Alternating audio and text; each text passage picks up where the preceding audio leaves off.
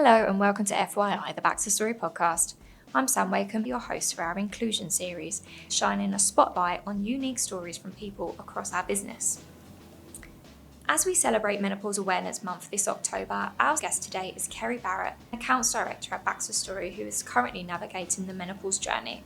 In this episode, Kerri will guide us through her experience with menopause and raise awareness about this transformative phase. During this podcast, we use the term women with no intention of exclusion. It is important to highlight that not only those who identify as women may experience menopausal symptoms. For example, some transgender men, non-binary people, or intersexual people, or people with variations in sex characteristics may also experience menopause. Kerri, thank you so much for joining our podcast. For our listeners, can you just tell us who you are? I'm Kerri Barrett, and I've been with BaxterStorey for a length of 24 years, and I am currently Accounts Director for London. I started actually in the same building that ASOS is now, so it was Thompson Holidays, and then I started for Houston and Church, who became WSH, who became BaxterStorey, so we kind of innovated over. But I started making sandwiches. I studied theatre, so I came to London to seek fame and made sandwiches. The plan was for just 2 weeks, and here I am 24 years later. I love it. I wouldn't do it. It's an interesting one because it was a temporary job, and then I went onto a training management scheme. And I think because we have the ability to move up the ladder, promotion, and also move in different locations, which is almost like starting a new job every time. Each role that I've done is like a new job, so it doesn't feel like 24 years. We've got you in today to talk about your menopause journey. Can you tell us, when did you start going through menopause? That is an interesting question because I have no idea. I guess I noticed physical changes, not mental. That's around cycle, probably tiredness, and then started to go and see the doctor. And then because my partner, who's female, had been going through it 3 years before, she's 3 years older than me, had similar symptoms and similar behavioural symptoms. I was like, I recognise that in myself. So I don't think anyone really knows, actually, when does it start? Because there's perimenopause, menopause, I don't even fully understand what that is. But all I know is that you can definitely start to see a change.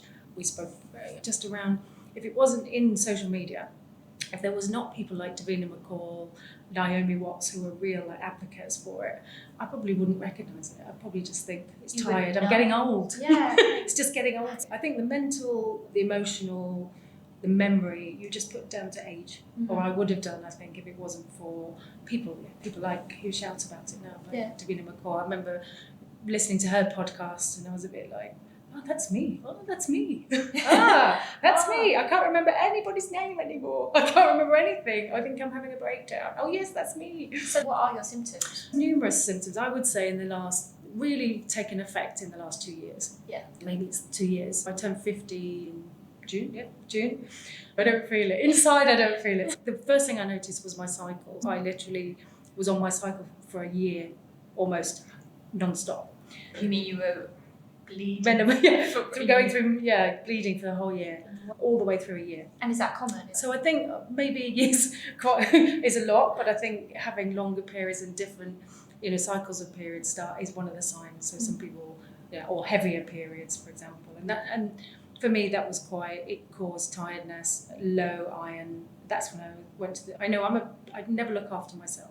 That was probably 4 or 5 months before I actually went to the doctors and said, hang on a minute, hang on a minute, this isn't right. And the impact of that, because it's tiredness, so you don't know. I was talking to someone the other day, I was in my bag, I was literally carrying a spare pair of trousers, pants. So do you have to think that prepared, like that far ahead? Yeah, because you don't know. This is my own experiences. I don't know when it's going to come on, how heavy it's going to be, where I am. At the recent Rise event that we had in ASOS, which was great, by the way, loads of women together, just being really open. I opened up about being in a client room and literally flooding all over the chair in a brand new office. It was brand new, they designed it all, it was all like pastel colours. And I was like, what the hell do I do? What do I do? How did that make you feel? Horrendous. Now, I was actually in the middle of a meeting with my manager in one of these rooms, and I came out, kind of pushed in the chair, and then kind of went to the toilet to get a towel, which I then bumped into the client on the way back. And actually, I was just honest. I said, I'm really, really sorry, because I couldn't leave it. No, yeah. I'm going to just run off and leave this all over the chair. But I was actually really honest, which was unlike me. I would be like avoid things, but I just thought, you can't, this is natural. Yeah. So I just made a little bit of a mess in the room. Would you like me to sort it out? And how did the client handle that? He was good, actually. He was really lovely. So it was a male? It was male. Luckily, he's very open. And he was like, oh, let me contact the cleaners. I'll get it sorted. Don't worry about it. He was absolutely really lovely, because actually he wasn't embarrassed, which was nice for me, because I think if he had been a double whammy of embarrassment, he was really lovely. Mm-hmm. So that, because I could have just hidden it. And after, I thought, I was very proud of myself for being open. Yeah. But during the Rise talk, there was other women there, and a couple of people approached me about similar experiences, because I'd opened up in the Rise event. Mm-hmm. But that is, if you think in my job, because I don't have a base, I'm not based in one location, I have a what if bag. Does that make Carrying next to backpacks. What if? So I've got my laptop, I've got my charger, I've got my notes, I've got 2 phones, my personal phone, works phone, and my what if of everything. Trousers, pants, pansy pads. And you don't know when that's going to stop, I'm guessing. You don't know. No, so it has got better, to be fair. That happened for a full year. The doctor put me on some tablets to stop it. And then I didn't have one at all for 4 or 5 months. And I was like, yay, it's finished.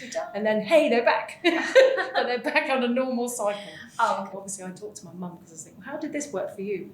And my sisters, I have 2 older sisters.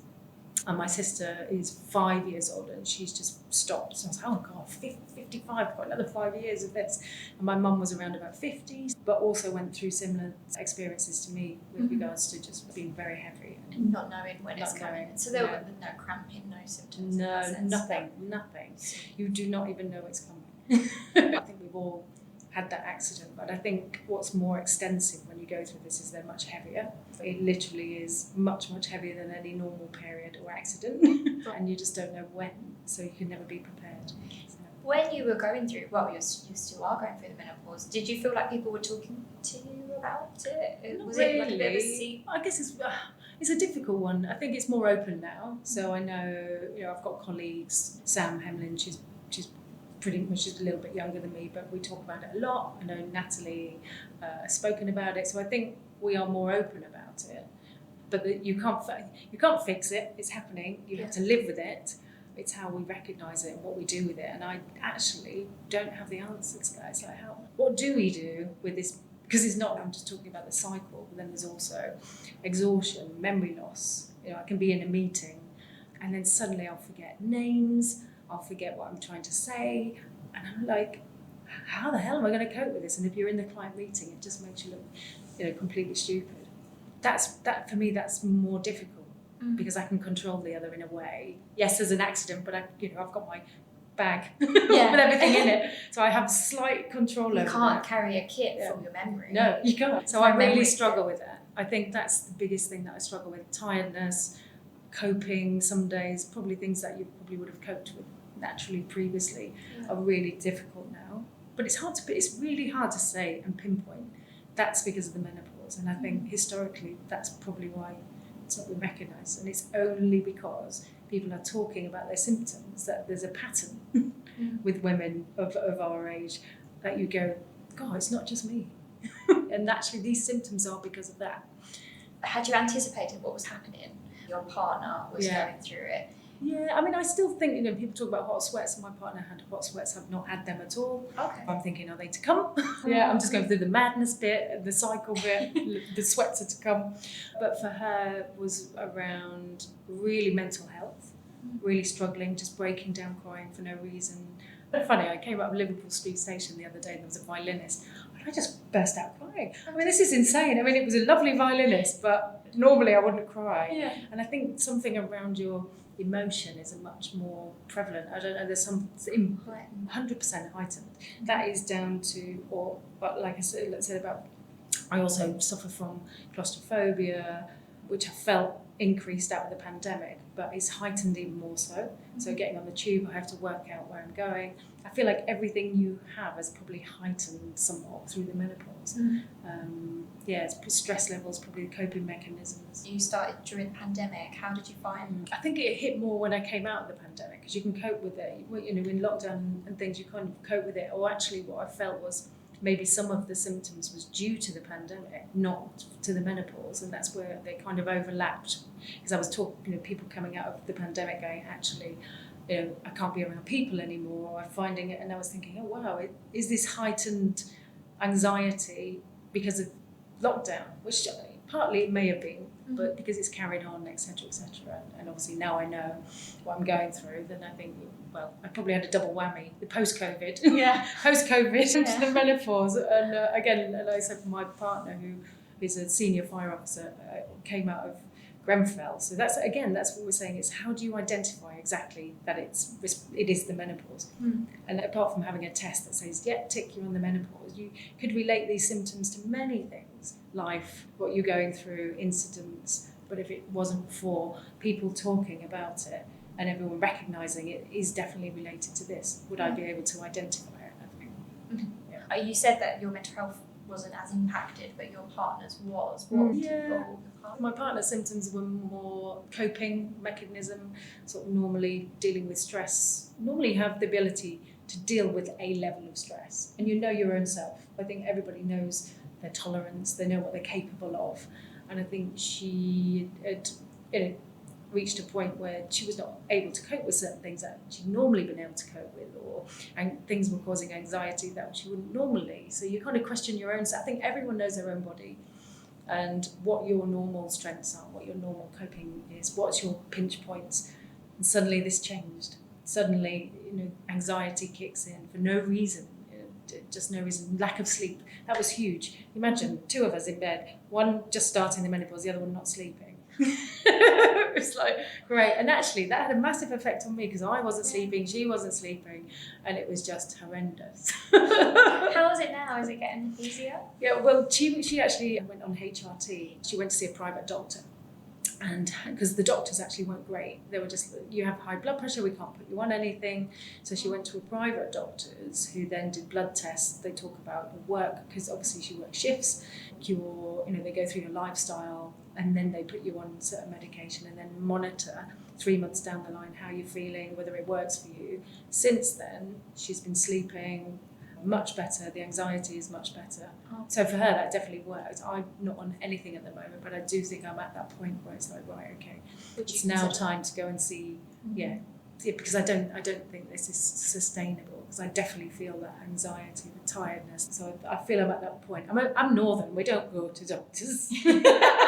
We don't go to the doctors, so I just get on with it. But I am actually at that point where I'm like, no, you know what, I'm going to see if it helps. And then there's that whole thing of whether it's right, whether it's wrong. But I think you just need to do what you feel is right for you. Do you think there's more of that workplaces need to support women going through menopause? And if so, what? But if I was an employer, I would find it really difficult. And I think, number one, doing things like this is amazing. So just to open up and say, and we're recognising it as a company, we're talking about it. The roots, like the rise, are just amazing. All the groups that are now, happening for the LGBT and the women in the workplace is great. I think we need to do more of them, 100%. What I would do as an employer is hard. It's almost like, how do you manage sickness? This isn't a sickness, by the way. Don't quote me on that. But how do you manage when it's constant? I think the only thing you could do is support and recognise when people are struggling. But I don't have that answer, and I would not want to be the employer because I don't know. But I do think it maybe performance dips or tiredness creeps in, maybe recognising it and having those chats, maybe your line manager or your senior boss or us as colleagues, if we recognise it in people, just say, hey, do you want to come and have a chat for an hour? We recognise this. Are you okay? It's kind of that mentor-y rather than... time off is not the answer. No. Have you had someone who's going through menopause come to you in your role? Well, I think we're very open. So colleagues and I talk about it. We're very open. Usually, obviously, women. I'm very vocal. I'm always like, in fact, I'm a bit tired of hearing myself say, I'm menopausal. And I probably use it for things that I'm not. Yeah, that's because I'm menopausal. I'm not I've doing got that. bad taste in shoes. That's because I'm menopausal. What is that outfit? Yeah, menopausal. So it's I blame it for everything. But I do hear myself saying that a lot. And I'm like, but it is, it affects so much in your life. It affects so much. And yeah, I definitely don't have that coping mechanism that I used to, or resilience at this moment. And whether that's for life, whether it is just a period of time, I'm not coming out the other side yet. So interview me when I come out the other side. But actually, it'd be good maybe as a business to get those different levels, people who have come out of it, maybe and how they're feeling now, people who are going through it, people who are just starting is it perimen? I don't even know. I don't actually know what it means. I just know what I'm going through. Yeah. Do you have any stories you'd like to tell us that have really stood out over the past few years? I think because it's ongoing, and it's not just about incidents, it's about ongoing things. It's about how you're feeling in your life, and it's constant, it doesn't go away. It's very hard to pick out, but I think the only thing I can say is anxiety and my fears and phobias escalating way above how they were normal. So I've always had an issue with the underground. If it gets stuck, and then literally going into a little internal meltdown, sometimes external. So I learned to have coping mechanisms, but now it's escalated into such a height that coping mechanism doesn't work. So now I either have to walk, or I think about travelling at different times of the day, so it's less busier, or I work out, literally, I know which carriages are the less busy, and sometimes I have to get off and back on again. So that's an example of something I've had all my life, but has escalated, so it's harder to cope with. I literally did a journey to a meeting, and it was in King's Cross, and I think I got off the tube 4 times and just sat on the platform and got back on. But it's definitely, I've lived in London 25 years. It's something, it's definitely something that's changed and escalated over time, and even more so going through the menopause. I've always been on the tube. I used to love it. Yay, it's the underground. I'm from up north. Look at this.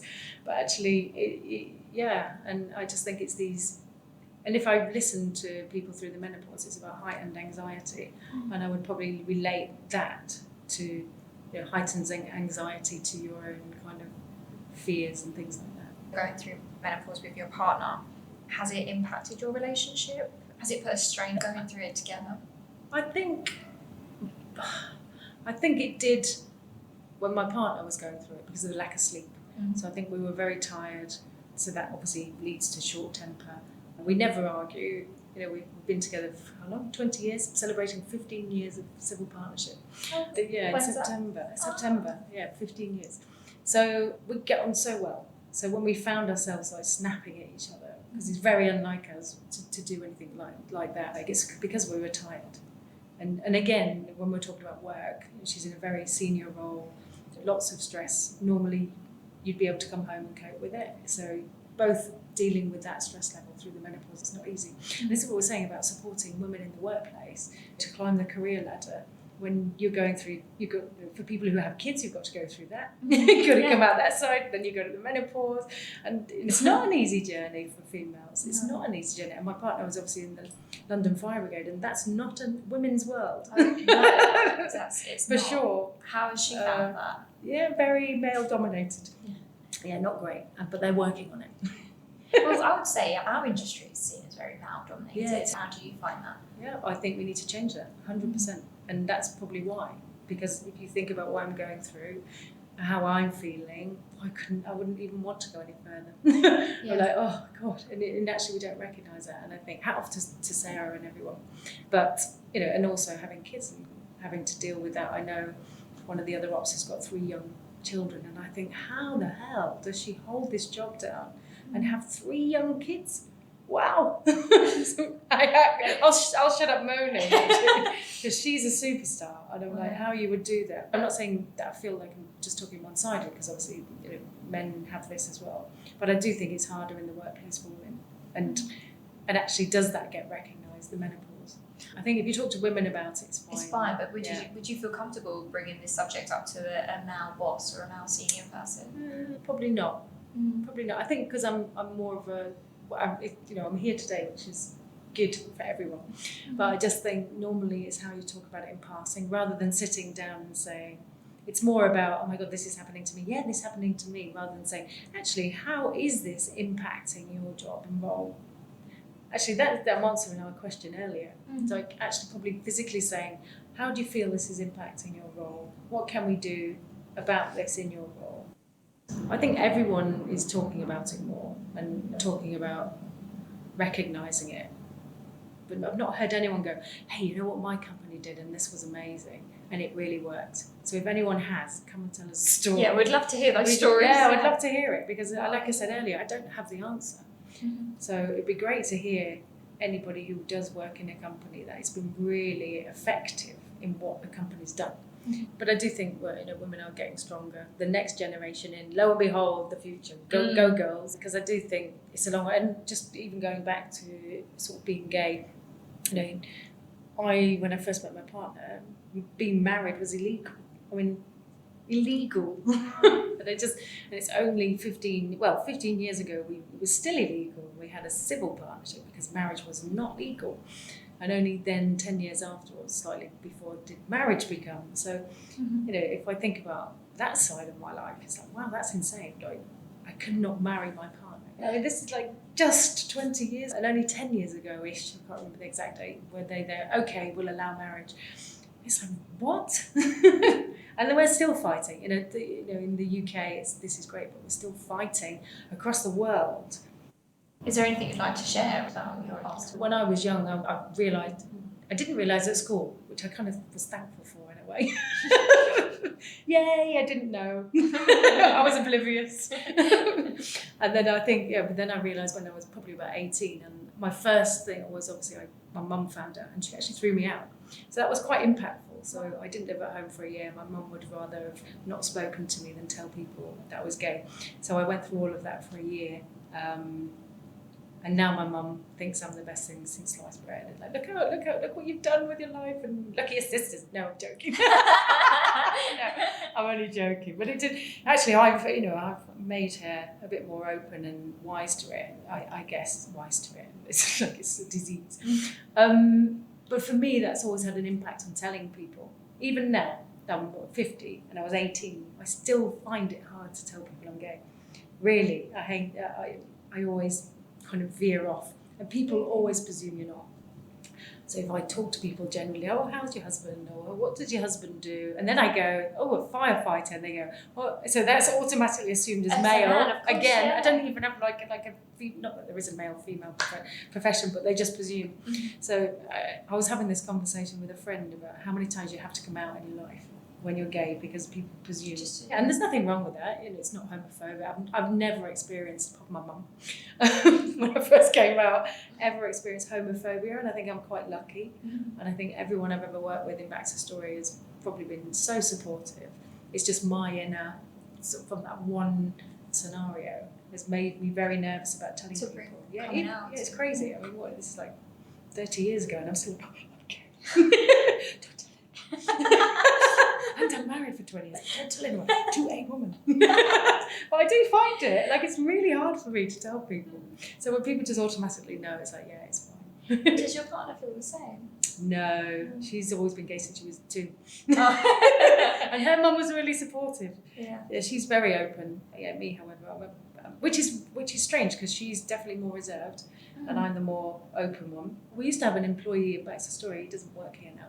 He still, to this day, he's the same age as me, does not talk to his family at all because they disowned him. Wow. And he still does not have anything to do with it. And he was my age, so we were talking about it. So I said, this is what my mum did. He said, this is what my family did. And we still, to this day, have never spoken. And that is crazy. That's your it's your son. Any final thoughts? No, I just think, I think it is really important that we're all open about everything. And I think everyone needs to be honest. I do think people need to recognise it in people. I think people need to be more supportive of people.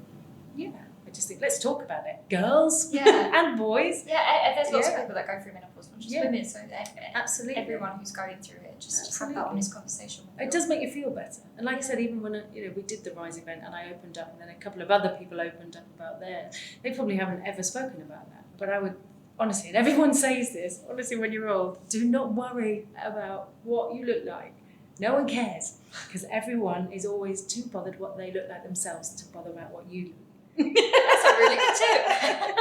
Get on with it. Enjoy your life. Honestly, enjoy your life. I feel like I'm like 80 and about to die, but I still have life in me as well. Always be, you'll always go through everything, and go through puberty. Then you go through all of that, and so we all go through different stages. Just be open and honest. Don't keep anything in. Just be open and honest, whether it's someone close to you or. Yeah, just the more you talk about it, the better, and that's in every situation. There's my tip: just be talk open. to it. Yeah. And you did find resources through Davina McCall, and there was another. Yeah. So Naomi Watts, who's an actress, obviously my age, older.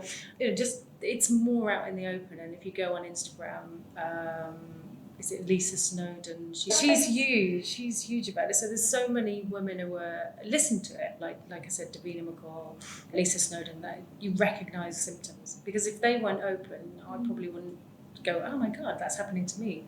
That's happening to me. And I think Davina McCall tells a story where she's done this job for years, so she quite naturally can be in front of the camera reading the auto cues, and she just kept messing up. And she just couldn't get it right. She couldn't get the momentum. She kept getting everything wrong. And this was going on. And she said, I've done this job for years. I know how to do this. And then she just locked herself in a changing room and cried. And that's a really good example of sometimes how you feel. And if, for example, if I'm in a meeting and then I forget words, or, I'm more anxious than normal, or you just want to run away. So, stories like that help you feel normal. If that makes sense. So the more people, like I said, whether it's, more people should talk about it and open up about their experience and stories, because it does not make you feel so isolated. Yeah. So they're amazing. Yay, Davina. Yeah. Thank you, Kerri. No worries. It's been great to have you part of our podcast. Thank you for allowing me. Yes, thank you so much. And thank you, listeners. You've been listening to FYI, the BaxterStorey podcast. Goodbye.